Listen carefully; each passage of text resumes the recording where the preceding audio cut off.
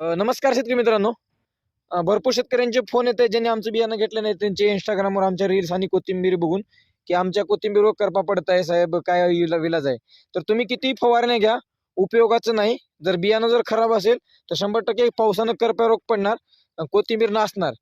आमचं बियाणं घेतलं तर कुठल्याच प्रकारचा करप्या रोग पडत नाही. आणि तुम्ही जेवढ्या फवारण्या फवारण्या द्या म्हणतात लोक, पण फवारणी कितीही करा, जर बियाणं डुप्लिकेट असेल, बियाणं खराब असेल, तर 100% खरपा पडणारच.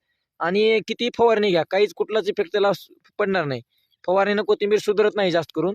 हे आपण एकच फवारणी घेतलेली आहे बघा. हे आत्ताच पाऊस झालेला आहे, जस्ट पाऊस झालेला आहे, भरपूर पाऊस झालेला आहे, कुठल्याच प्रकारचा रोग नाही, काही नाही. आणि पूर्ण पालेदार कोथिंबीर आहे. आणि अशाच प्रकारची जर कोथिंबीर आणायची असेल तर आमचं बियाणं घ्या. फक्त एक फवारणी केलेली आहे, याचा कुठलं काहीच दुसरं कुठलं औषध फवारलं नाही, काहीच फवारणी, फक्त पहिली फवारणी केलेली आहे, साधी फवारणी केलेली आहे. आणि हे बघा, कोथिंबीरचा हिरवागार प्लॉट आहे, भरपूर पाऊस झालेला आहे, तरी पण हे क्वालिटी अशी आहे आपली. तर ज्याला कोणाला बियाणं लागणार आहे त्यांनी लवकरात लवकर कॉन्टॅक्ट करा.